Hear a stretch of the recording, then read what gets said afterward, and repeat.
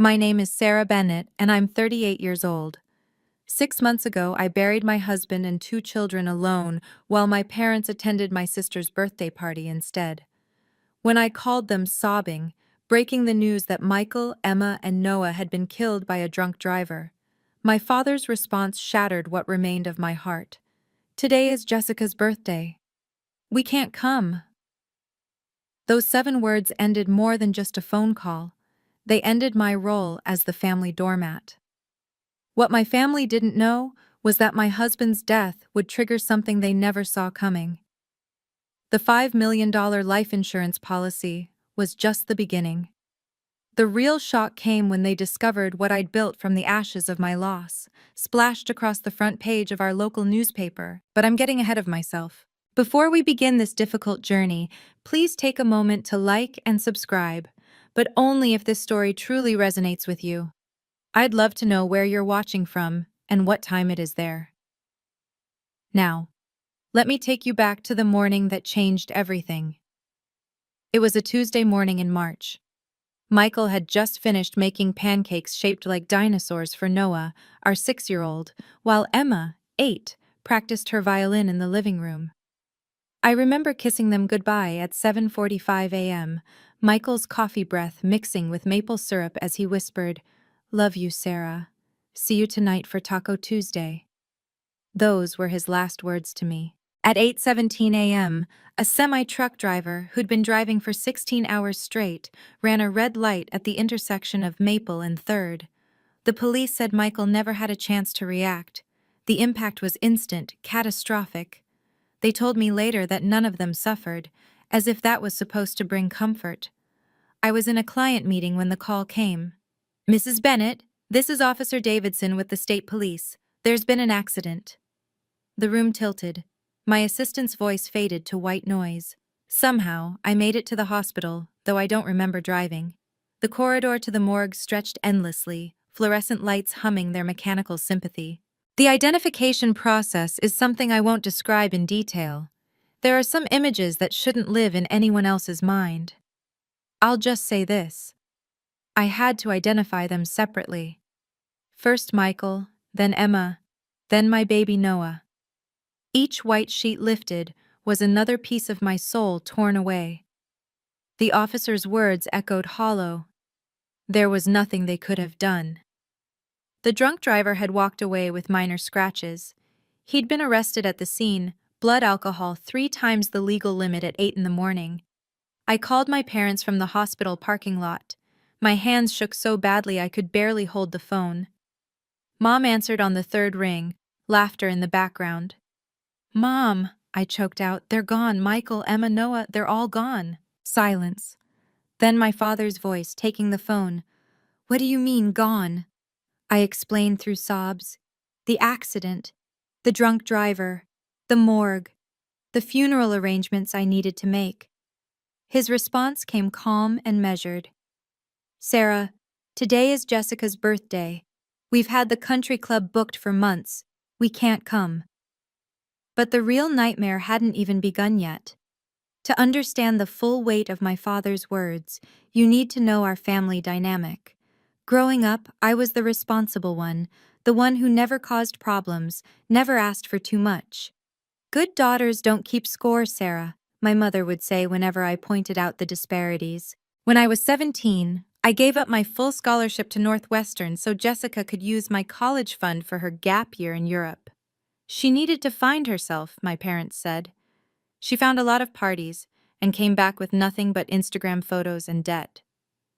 When Mom had her hip surgery 5 years ago, I took 3 months of unpaid leave to care for her. Jessica was too busy with her new boyfriend, the 3rd that year. I slept on a cot in Mom's living room, managing her medications, cooking every meal, driving to every appointment. The day Mom could walk again, Jessica showed up with flowers and got all the credit for being such a devoted daughter. My wedding? Jessica announced her first pregnancy at my reception. My promotion to senior partner? Overshadowed by Jessica's divorce drama. Every milestone in my life became background noise to Jessica's perpetual theater. Michael was the only one who saw it. "They've trained you to disappear, honey. he'd said after one particularly brutal family dinner where I'd cooked for 6 hours only to have Jessica arrive late with takeout because she forgot I was cooking. But they're my family, I'd always respond.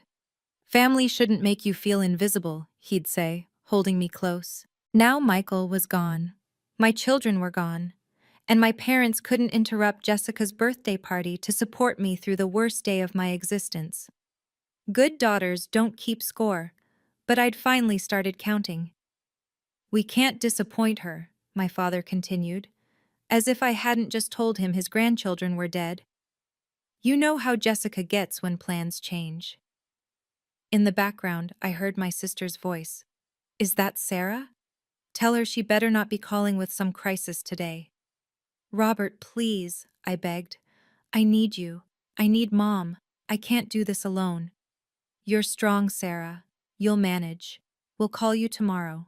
The line went dead. I stared at my phone, certain I'd misheard. My hands were still covered in Noah's favorite dinosaur band-aids from where I'd scraped them falling in the hospital parking lot. My children were lying in a morgue, and my parents couldn't be bothered to leave a birthday party. I called back immediately. Mom answered this time. Mom, please. The funeral home needs decisions. I don't know how to bury my babies.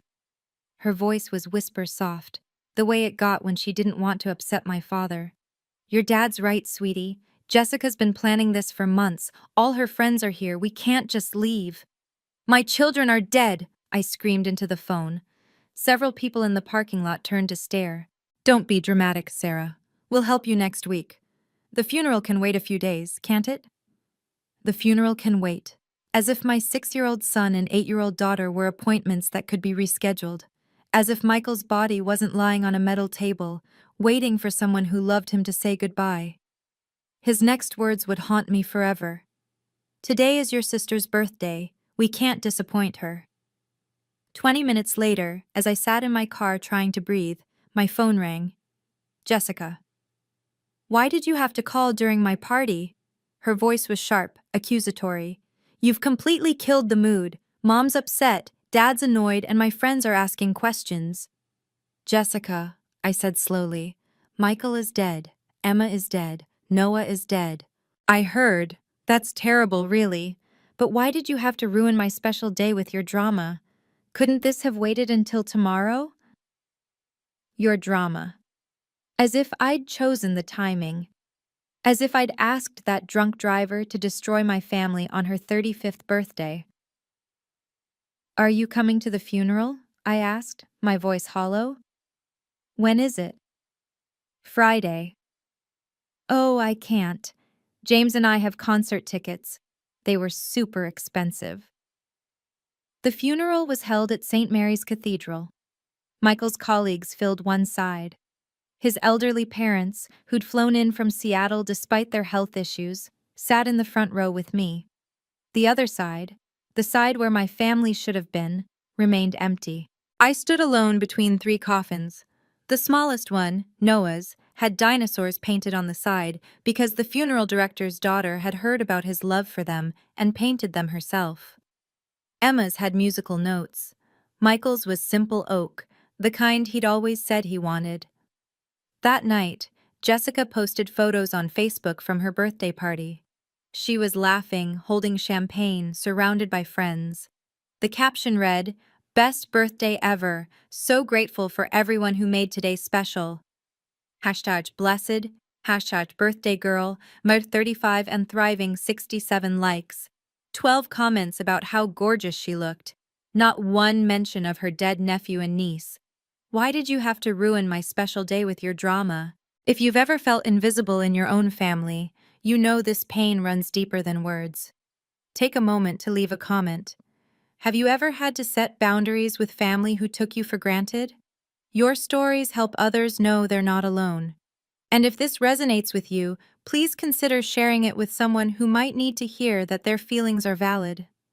Now, let me tell you what happened when I finally stopped being the good daughter and started discovering just how much Michael had prepared for this moment, even though neither of us could have imagined it would come so soon. The funeral costs hit immediately. 3 caskets, 3 burial plots, the service. The funeral director's sympathetic smile couldn't soften the $30,000 bill. I sat in his office, staring at the itemized list. The smallest casket was somehow the most expensive. "We offer payment plans," he said gently. Payment plans. As if I'd be paying off my children's deaths like a car loan. Our house was mortgaged to the limit. Michael and I had just renovated the kitchen, thinking we'd have decades of family dinners there. My part-time consulting work barely covered groceries. Michael had been the primary earner, and his income had stopped the moment that truck hit them. His parents offered what they could, but they were on a fixed income. "We have some savings," his mother said, pressing a check into my hand. It was for $5,000, probably everything they had. The life insurance company called while I was choosing flowers for Emma's casket. "Mrs. Bennett, we need to schedule a meeting regarding your husband's policy." "Can't you just mail the paperwork?" "This is a substantial policy, Mrs. Bennett. We prefer to handle these matters in person." Substantial. I assumed that meant enough to cover the funeral costs, maybe a few months of mortgage payments. 2 weeks passed. No word from my family except a text from Mom. "How are you holding up?" I didn't respond. What was there to say? The house felt like a mausoleum. Emma's violin still sat on the music stand. Noah's dinosaurs guarded his unmade bed. Michael's coffee mug waited by the machine, his fingerprints still visible on the handle. The funeral director's message mentioned something about urgent matters regarding payment. I knew I had to face reality, but I couldn't seem to move from Michael's side of the bed, where his scent still lingered on the pillows. Sleep became impossible. Every time I closed my eyes, I heard phantom sounds. Emma practicing scales, Noah's feet thundering down the stairs, Michael's off-key singing in the shower. At 3 a.m., I'd walk to their rooms, hoping against logic to find them there. The neighbors started avoiding me, not cruelly, just awkwardly. They didn't know what to say to the woman whose entire family had been erased in 8 seconds. Mrs. Patterson from next door left casseroles on my porch but never knocked. 3 weeks after the funeral, I hadn't heard from my parents. Not one call. Jessica had blocked me on social media after I'd commented on her birthday photos. "These were posted the day you chose a party over your nephew and niece's funeral." I existed in a bubble of grief, invisible to the world. The mailbox filled with sympathy cards from Michael's co-workers, but nothing from my own family. I started wondering if I'd simply cease to exist if I stopped trying. One particularly dark night, I stood on our back deck, looking at the stars. Michael had taught Emma all the constellations. Noah always looked for the dinosaur stars he insisted were there. I thought about how easy it would be to just stop, to join them wherever they were. The lawyer's message saved me. David Chen had called 3 times, his voice increasingly urgent. "Mrs. Bennett, we really need to discuss your husband's estate planning. There are time-sensitive matters that require your attention." Estate planning. Michael had always been meticulous about details. Even in death, he was still trying to take care of me. I called Chen back the next morning. "Can you come to my office today?" he asked. "What I have to tell you shouldn't wait any longer." The lawyer's message mentioned something about urgent matters that would change everything. 2 weeks after the funeral, my phone rang at dinner time. I'd been staring at 4 empty chairs, eating cereal from the box. Mom's name appeared on the screen. "Hi, sweetie. How are you holding up?" The casual tone, as if she'd been checking in regularly, made my chest tight. "How do you think I'm holding up?" "There's no need for that tone. I'm calling to help. Your father and I were thinking you must have financial things to sort out. Did Michael leave anything?" There it was, the real reason for the call.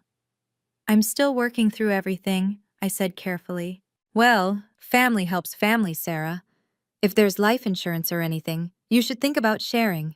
Jessica and James are trying for a baby, and fertility treatments are expensive." "Are you seriously asking me for money right now?"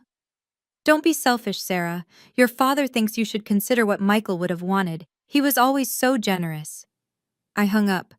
My hands were shaking, not from grief this time, but from rage. Michael had been generous. He'd lent Jessica $10,000 for her wedding that was never repaid.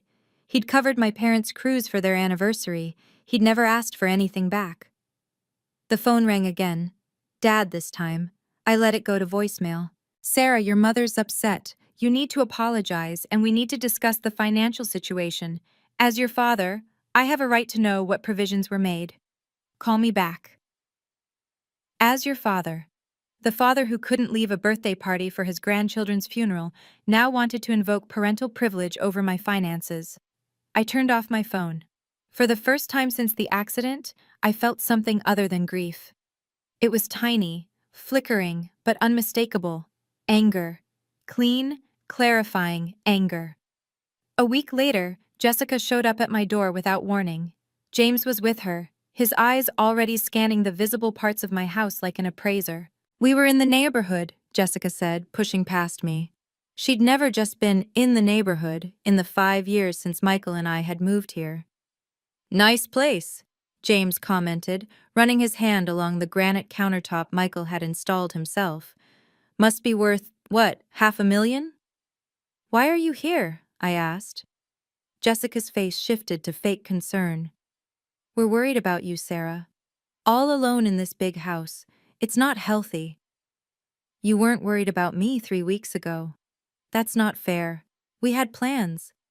She walked into the living room, noting the new television, the piano we'd bought for Emma. You know, this is really too much space for one person. What are you suggesting? James stepped forward. We could take it off your hands. Family discount, of course. Maybe $300,000? Cash deal, quick close. The house was worth at least $500,000, even in a quick sale. They both knew it. You need to leave, I said quietly. Don't be ridiculous, Jessica snapped. We're trying to help. You're being selfish, hoarding all this space alone. Get out. Sarah, get out! They left, but not before Jessica delivered her parting shot. Mom and Dad are right about you. You've always been ungrateful. I would never treat family this way. As their car pulled away, I noticed James taking photos of the house with his phone. They were already planning their next move. Jessica's parting words revealed their true plan. They weren't done with me yet. That evening, my father called. His voice had the same tone he'd used when I was a child and had disappointed him. Your sister tells me you were rude to her. She tried to buy my house for $200,000 under market value. Family helps family, Sarah. You need to think about others for once. For once? My voice cracked. I gave up my scholarship for Jessica. I nursed Mom after her surgery. I've been helping others my entire life. No one asked you to do those things. You chose to be a martyr. The word hit like a slap. Martyr. Jessica needs money for IVF, he continued. You have a big house, life insurance coming. You could help. Dad, I just buried my children. That was a month ago, Sarah. It's time to move forward. Jessica's trying to create life. You should support that instead of wallowing. Wallowing. My 6-year-old son was dead, and I was wallowing. If you don't start thinking about family, we'll have to reconsider our relationship with you. What relationship? I asked. You didn't come to the funeral. You haven't called. You haven't even met me for coffee. We have our reasons. You've always been difficult, Sarah. Jessica would never put us in this position. Then go be with Jessica. Are you giving us an ultimatum? No, Dad, I'm done. If you want to cut me off, then do it. There was a long pause. You'll regret this, Sarah. When you're alone with no family, you'll regret pushing us away. I'm already alone. Then so be it. The line went dead. I stared at the phone, waiting to feel devastated. Instead, I felt free. For the first time in my life, I'd chosen myself. The next morning, Attorney David Chen arrived at my door. He was a tall, distinguished man in his 50s, carrying a leather briefcase that looked expensive. Mrs. Bennett, I apologize for the intrusion, but you haven't returned my calls. I'm sorry. I haven't been checking messages. May I come in? What I have to discuss is extremely important. We sat in Michael's office. Chen pulled out a thick folder, his expression serious but kind. Your husband was one of the most prepared clients I've ever had. He updated his will every year, and his life insurance policies are substantial. Policies? Plural? Mrs. Bennett, your husband held multiple life insurance policies totaling $5 million. The room spun. That's impossible. We lived paycheck to paycheck sometimes. He was very specific about keeping this private. He said, and I quote, "My wife sacrifices enough for everyone else. This is for her alone." Chen continued, "There are also specific conditions attached to these policies. Your husband was very particular about certain circumstances." What kind of circumstances?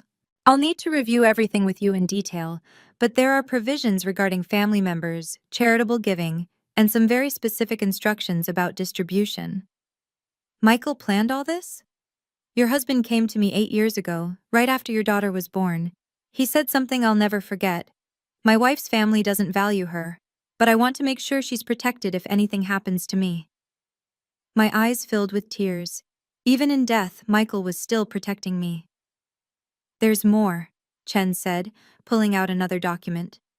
But I think you should read this letter from your husband first. He wrote it 2 years ago, with instructions to give it to you if, well, your husband was very specific about certain conditions, Mrs. Bennett. A week later, an email arrived from Global Life Insurance. The CEO, Patricia Williams, requested a personal meeting. This is highly unusual, her email read. But given the circumstances and the size of the policy, I'd like to handle this personally. I Googled her. Patricia Williams was a Forbes 50 most powerful women in business. Why would she want to meet with me personally? At her office, Patricia greeted me warmly. She was younger than I expected, maybe 45, with kind eyes behind designer glasses. Mrs. Bennett, I knew your husband professionally. He consulted for us several years ago on a data security project. I hadn't known that. Michael often took side consulting work, but rarely discussed the details. He impressed everyone here with his thoroughness and foresight. When he purchased his life insurance policies, he insisted on certain unusual provisions. Attorney Chen mentioned conditions. Your husband anticipated potential complications with your family. He built in safeguards to protect you. She pulled out a document. He also recorded a video statement to accompany the policy. Would you like to see it? My heart stopped. A video. Michael's face, his voice. I wasn't sure I was ready. I'll give you privacy, Patricia said, setting up a laptop and leaving the room. Michael appeared on screen, sitting in what looked like Chen's office. He was wearing his favorite blue tie, the one Emma had picked out for Father's Day. Sarah, if you're watching this, it means I'm gone. I'm so sorry, my love, but I need you to know, I've prepared everything. Your family can't touch this. It's all for you. Use it to build something beautiful from this pain. Mr. Bennett was one of our most prepared clients, Mrs. Bennett. His foresight was extraordinary. Sometimes the people who should support us most become our greatest source of pain. But what if I told you that my husband, even in death, had prepared something that would change everything? If you're curious about what happened next, make sure you're subscribed with notifications on. And please share in the comments. Have you ever discovered that someone was protecting you in ways you never knew? Your story might help someone realize they're valued more than they know. Let's continue with the day everything shifted and my family learned exactly what they had thrown away. 2 months had passed since the funeral when I ran into Jessica at Whole Foods. I was buying Emma's favorite cereal. Somehow I still couldn't stop, when I heard her voice behind me. Oh my God, everyone, this is my sister I was telling you about. She was with 3 friends, all holding wine bottles for what looked like a day drinking session. Jessica's voice carried across the store. The one whose husband died and left her everything while the rest of us struggle. People turned to stare. A mother pulled her children closer, as if tragedy was contagious. It's so sad, Jessica continued, her voice dripping fake sympathy. She's hoarding millions while her own sister can't afford IVF. Can you imagine being that selfish? Jessica, stop, I said quietly. Oh, she speaks. Everyone, Sarah got $5 million in life insurance. $5 million. And she won't help her own family. The store had gone silent. Everyone was watching. An employee was recording on his phone. My poor parents are heartbroken. They raised her better than this. The parents who skipped the funeral? I asked, my voice steady despite my shaking hands. Jessica's face reddened. That's a lie. Tell them the truth, Sarah. The truth? The truth is you posted birthday party photos while I buried my children alone. You're delusional with grief, Jessica announced to the growing crowd. This is why we're considering having her evaluated. The store manager approached with security. Ma'am, I need you both to— I'm leaving, I said, abandoning my cart. As I walked past, Jessica grabbed my arm. This isn't over. Mom and Dad know lawyers too. The store manager approached with security, but the damage was already done. 3 days later, I received a text from Mom. Family meeting. Our house. 2 p.m. Don't make this harder than it needs to be. I arrived to find 20 relatives packed into my parents' living room. Aunts, uncles, cousins I hadn't seen in years. Even my father's brother from Florida was there. This is an intervention, my Aunt Linda announced. She was holding what looked like prepared notes. An intervention for what? Your mental state, dear, Mom said. Grief has clearly affected your judgment. A woman I didn't recognize stood up. I'm Dr. Foster, a family counseling specialist. Your family is concerned about your emotional instability and inability to make sound financial decisions. You hired a therapist to ambush me? It's not an ambush, Dad said. It's love. We're trying to help you see reason. Jessica sat in the corner, tissue in hand, performing grief she'd never shown for my children. Sarah, Dr. Foster said, your family feels you're not processing your loss appropriately, holding on to resources that could help create new life. You mean Jessica's IVF? Suggests an unhealthy attachment to the past. My cousin Mark chimed in. We all think you should put the money in a family trust, for everyone's benefit. Including yours, Mark? He had the decency to look away. This is about money, I said, standing. My children are dead, and you're all here for money. Sit down, Sarah, my father commanded. No. If you leave, we'll have no choice but to pursue legal options, Aunt Linda said. For your own good. Grief has clearly affected your judgment, dear, Mom said, but I was already walking to the door. That night, Jessica's Facebook post went viral in our community. Prayers needed. My sister Sarah, the one who lost her family in that terrible accident, is having a mental breakdown. She's inherited millions, but won't help anyone, not even our elderly parents.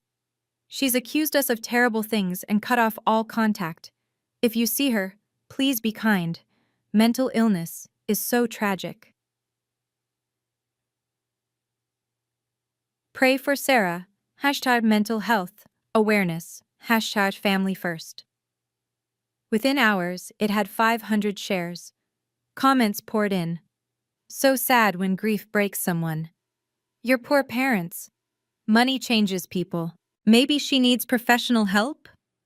My phone exploded with messages from mutual acquaintances offering support while fishing for details. The local grief support group leader called to say I was temporarily suspended pending resolution of concerns. But then something unexpected happened. Michael's best friend Tom commented, "This is lies. Sarah's family skipped the funeral for your birthday party. I was there. I saw the empty seats. Delete this post or I'll share the funeral guest book." Jessica deleted his comment within minutes, but screenshots were already circulating. Michael's former colleague added, "I delivered food to Sarah while you were posting party pics. Stop this." Then Michael's mother, sweet 70-year-old Dorothy, posted her own response. "Jessica Walker, you are a liar. I flew from Seattle with 2 hip replacements to bury my son and grandchildren. You were not there. Your parents were not there. Sarah stood alone. I have photos. The tide began to turn, but Jessica had one more card to play. She posted a final update. Some people's true colors show when money enters the picture. I'm done trying to help someone who doesn't want it. Boundaries, #toxic family. Some people's true colors show when money enters the picture. She was right about that. The meeting with Patricia Williams changed everything. She sat across from me in her corner office, $5 million in insurance documentation spread between us. This is real? I kept asking. Very real. Your husband purchased these policies incrementally over 8 years, paying monthly to avoid detection. He never wanted your family to know. The first policy was for $2 million, purchased when Emma was born. The second, for another $2 million when Noah arrived. The third, for $1 million, was bought 2 years ago after what Michael's notes called the Christmas incident. He kept detailed records, Patricia explained. Every interaction with your family that concerned him. He was building a case for why this money needed protection. She played another portion of Michael's video. Sarah, I know you'll want to share this with everyone. It's who you are. But please, my love, don't. Your family has taken enough from you. This money is for you to build something beautiful. Create something that would make the kids proud. Through tears, I made a decision. I want to create a foundation, the Bennett Family Foundation, for children who've lost parents to drunk driving. Patricia smiled. Your husband predicted you'd say that. He left suggestions. 6 months of quiet building followed. I worked with attorney Chen to establish the foundation, using $3 million as the initial funding. The remaining $2 million stayed in conservative investments for my future. I personally reviewed every application. The first scholarship went to a little girl named Amy, the same age Emma would have been, who'd lost both parents to a drunk driver. Her grandmother cried when I called with the news. By month 5, we'd helped over 100 families. Funeral costs, therapy, education funds, all the things I'd needed when my world collapsed. I kept it quiet, working under the radar. No social media announcements, no press releases, just quiet, meaningful work that gave me purpose. Your husband said you'd know what to do with this, Mrs. Bennett. He was right. The Bennett Family Foundation grew faster than I'd imagined. Attorney Chen connected me with other philanthropists who'd lost children. We partnered with Maydeed, establishing grief counseling programs specifically for young siblings of drunk driving victims. This is remarkable, Chen said during one of our meetings. You've helped more families in 6 months than most foundations do in years. It's what Michael would have wanted, what Emma and Noah would have wanted. We funded a music therapy program in Emma's name. She'd loved her violin, and now other grieving children could find solace in music. Noah's dinosaur library sent books to children who'd lost siblings, because stories had always comforted him during tough times. I hired 2 employees, both mothers who'd lost children to drunk drivers. We understood each other without words. Our office became a sanctuary of shared grief transformed into purpose. Local hospitals began referring families to us. Police departments kept our cards to give at accident scenes. One officer told me, "You're saving lives, Mrs. Bennett. These families have hope because of you." The foundation's bank account grew through unexpected donations. Michael's company contributed $100,000 in his memory. His parents, despite their modest means, sent monthly checks with notes for our grandchildren's legacy. But I kept it all quiet. No fanfare, no recognition. I wasn't ready for my family to know. This was sacred work, untainted by their greed. Then a reporter called. "Mrs. Bennett, I'm doing a story on local heroes. Your foundation has helped over 500 families. The community needs to know about this." I prefer to stay anonymous. I understand, but your story could inspire others. Think of the families you could reach.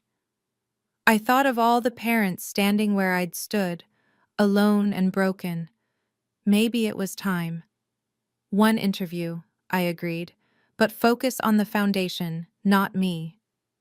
This foundation will be their legacy, Mr. Chen. Their love lives on through every family we help. The morning the article published, I was at the cemetery placing fresh flowers on their graves. My phone stayed silent in my car. I wanted this moment of peace before the world intruded. The headline read, "Local Widow Transforms Tragedy into Hope. The Bennett Family Foundation has helped 500 families heal." The article featured a photo from our recent fundraising gala. I stood surrounded by families we'd helped, all of us wearing pins with Emma and Noah's pictures. The reporter had done her research, detailing not just the foundation's work, but the story behind it: the drunk driver, the 3 coffins, the woman who stood alone at the funeral and chose to transform her pain into purpose. She'd interviewed families we'd helped. Amy's grandmother was quoted, "Sarah Bennett saved us. When everyone else saw just another tragedy, she saw a little girl who needed hope." The final paragraph mentioned the $5 million insurance policy that funded it all, calling me Entrepreneur of Heart, and announcing I'd been named Philanthropist of the Year by the State Charity Commission. By 8 a.m., my phone was exploding. 47 missed calls from Dad.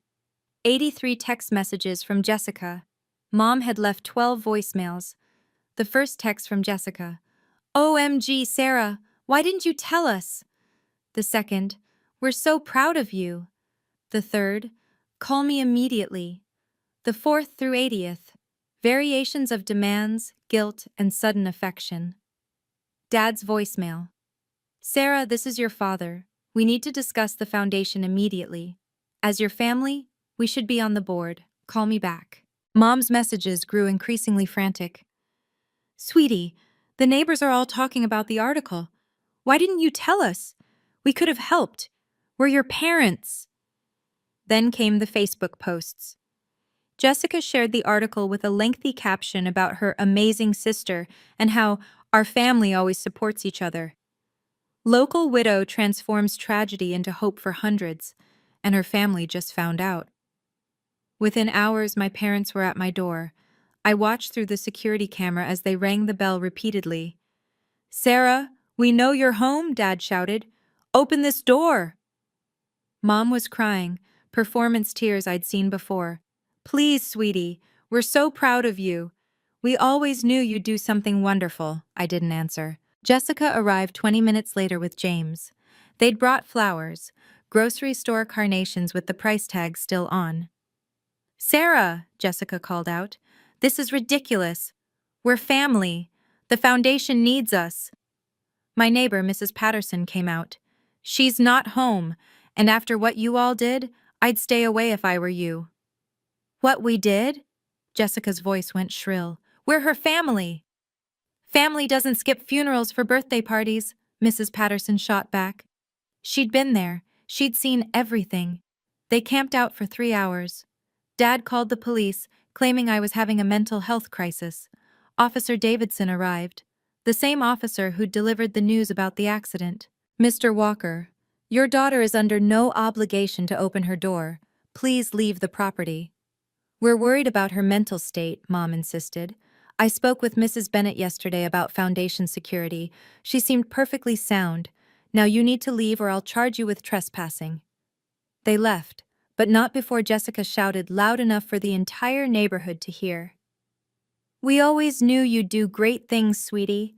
We're here when you're ready to share your success with family." The next morning, a formal letter arrived from their lawyer. They were requesting a family meeting to discuss their rightful involvement in the foundation. "We always knew you'd do great things, sweetie," after they'd called me selfish for not sharing. Attorney Chen's office had never felt more like a sanctuary. The conference room was full: my parents, Jessica and James, their lawyer, Chen, and me. "Thank you all for coming," Chen began. "Mr. Bennett anticipated this gathering." "What do you mean, anticipated?" Dad demanded. Chen pulled out a sealed envelope. "Mr. Bennett left specific instructions to be opened if certain conditions were met. The publication of the article and your presence here fulfill those conditions." He opened the envelope and began reading Michael's letter. To the Walker family. If you're hearing this, it means you've discovered Sarah's inheritance and are attempting to claim a portion. Let me be clear, you have no legal or moral right to any of it. Mom gasped. Jessica's face went red. I documented every instance of your treatment of my wife. The birthday parties you prioritized over her achievements, the money you borrowed and never repaid, the emotional manipulation disguised as family obligation. Chen pulled out a folder. Mr. Bennett hired a private investigator to document your behavior. We have everything. This is ridiculous, Jessica shouted. Chen continued reading. If you abandoned Sarah during the funeral, which I suspect you did, you've forfeited any claim to sympathy or support. The Foundation's bylaws specifically exclude anyone who failed to attend the funeral of Emma, Noah, and myself. How could he know? Dad started. There's more, Chen interrupted. He pressed play on a laptop. The funeral appeared on screen. The camera panned across the empty family section, zooming in on the 3 small nameplates. Reserved for Robert Walker, reserved for Linda Walker, reserved for Jessica Walker Morrison. The timestamp showed the exact time. The empty seats spoke louder than any accusation. Thank you all for coming. Mr. Bennett anticipated this gathering. Michael's face appeared on the screen. My breath caught. He was wearing the shirt Emma had picked for his birthday, sitting in what looked like Chen's office. Hello, Robert, Linda, and Jessica. If you're watching this, you've proven exactly who I always knew you were. Jessica tried to speak, but Chen raised his hand for silence. I've watched you diminish Sarah for 15 years. I've documented every slight, every manipulation, every time you made her feel worthless. She never saw it. She loved you too much, but I saw everything. Michael held up documents. These are receipts. The $10,000 you borrowed for Jessica's wedding and never repaid. The $5,000 for Robert's business venture that failed. The vacation we funded for your anniversary. Total, $37,000 over 8 years. Dad's face had gone pale. But here's what matters. I had our entire funeral filmed professionally. Multiple angles. If you weren't there, and I'm betting you weren't, it's all documented. Time-stamped, indisputable. The video switched to funeral footage. The priest's voice echoed. We gather to remember Michael, Emma, and Noah Bennett. The camera captured every empty seat, every absent family member. Sarah, Michael's voice continued, if your family is hearing this, it means they've come for the money. Don't give them a penny. They had their chance to be family when you needed them most. Then came the killing blow. To the Walkers, every major charity in the state has been notified of your behavior. The documentation has been shared with the Foundation Board. Any attempt to claim connection to the Bennett Family Foundation will result in immediate public release of this video. Jessica was crying now. Real tears for once. But that wasn't the only surprise, Chen said, pulling out another document. The Whole Foods video went viral within days. Someone had edited it with Jessica's birthday party photos, creating a split screen of her celebrating while the funeral timestamp ran below. The caption read, This woman partied while her sister buried 2 children. Now she wants the inheritance money. Jessica's marketing firm fired her within a week. The official statement cited values misalignment. But everyone knew the truth. Her clients had seen the video. James's business partners pulled out of their joint venture. We can't be associated with this, one told him publicly on LinkedIn. His reputation in the community was destroyed. Dad's position on the church board ended abruptly. The pastor called him personally. Robert, the congregation has lost faith in your moral leadership. The same church where he'd preached about family values for 20 years. Mom's charity circle excluded her from the annual gala. The invitation was rescinded with a terse note. Given recent revelations, your presence would be inappropriate. Her social standing, carefully cultivated over decades, crumbled overnight. Their neighbors stopped speaking to them. The country club revoked their membership. Even their extended family distanced themselves. We had no idea, my aunt posted on Facebook. If we'd known they skipped the funeral, we never would have participated in that intervention. The local news picked up the story. Family Greed Exposed: How One Woman's Tragedy Revealed Her Family's True Nature. They interviewed Mrs. Patterson, Tom, and 3 families our foundation had helped. But the most damaging blow came from Jessica's own friend who'd been at Whole Foods. She posted, "I was there. Jessica was laughing about her sister's grief. It was disgusting. I'm ashamed I ever called her a friend." Karma doesn't always come quickly, but it always comes. I refused every interview request. When reporters called, I simply said, "The foundation's work speaks for itself." No comments about my family, no public statements about the drama, just dignified silence. The foundation continued growing. We expanded to 3 more states, helping thousands of families. Every dollar was accounted for, every family vetted, every story honored. At Christmas, I sent my parents and Jessica cards. Simple, elegant, with no money enclosed, just a printed note. "Wishing you peace this holiday season. A donation has been made to the Bennett Family Foundation in your name." The donation receipts showed $100 each, enough to be legitimate, not enough to be generous. It was listed publicly in our annual report under Community Supporters, their names among hundreds of others, given no special recognition. Mom tried to call 37 times on Christmas Day. I didn't answer. 3 months later, I learned through Mrs. Patterson that Jessica was pregnant. Despite everything, I felt a flicker of happiness for the life growing inside her. Children were innocent of their parents' choices. I set up an anonymous college fund for the baby. $50,000, to be accessible only for education, only after age 18.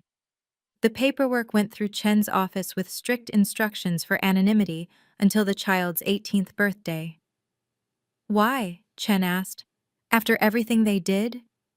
"Because Emma and Noah would want their cousin to have a chance. Because Michael always said the best revenge is grace. Because I refuse to let their cruelty change who I am." The foundation's annual gala was attended by the governor, 3 senators, and hundreds of families we'd helped. My parents and Jessica watched from outside, unable to afford tickets, unwelcome even if they could. The best revenge is living well and helping others do the same. 1 year after the accident, I stood at their graves with an armful of accomplishments. The foundation's annual report, showing 1,000 families helped. Photos from the children whose lives we'd changed. Letters from parents who'd found hope in their darkest moments. "We did it, Michael," I whispered to his headstone. "Your plan worked perfectly." I told Emma about the music program, how a little boy named David had played his first concert using the violin we'd donated. I told Noah about the library, how his dinosaur books had helped a girl named Lucy smile for the first time after losing her brother. "Your daddy was so smart," I said, arranging fresh flowers. "He knew exactly what would happen. He protected us even after he was gone." The cemetery was peaceful, just me and them, the way it had been at the funeral. But now the solitude felt different, chosen rather than forced. I'd bought a smaller house 2 streets from the cemetery.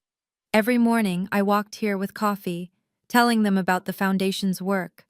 The old house sold for $550,000. Every penny went to the foundation and to my support group for grieving parents met weekly in our foundation building. We'd created a community of understanding, of shared pain transformed into collective strength. These strangers had become my family in ways blood never could. "Your Aunt Jessica had her baby," I told them. "A little girl named Sophia. She'll have a college fund waiting for her, though your grandparents will never know it's from us." A letter had arrived from Jessica that morning, forwarded through Chen's office. 6 pages of apologies and justifications. I'd read it once, then filed it away. Some bridges, once burned, should stay that way. But their light can still guide others home. Jessica's letter was water-stained, the ink smudged in places from what looked like tears. "Sarah, I know I have no right to write this. I was horrible, unforgivable. I see that now. Sophia looks like Emma sometimes, and it breaks my heart that she'll never know her cousins. I'm not asking for money. I'm not asking for forgiveness.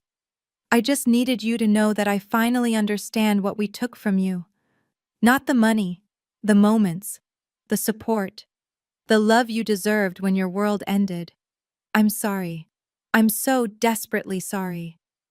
I read it twice, then wrote my response on foundation letterhead.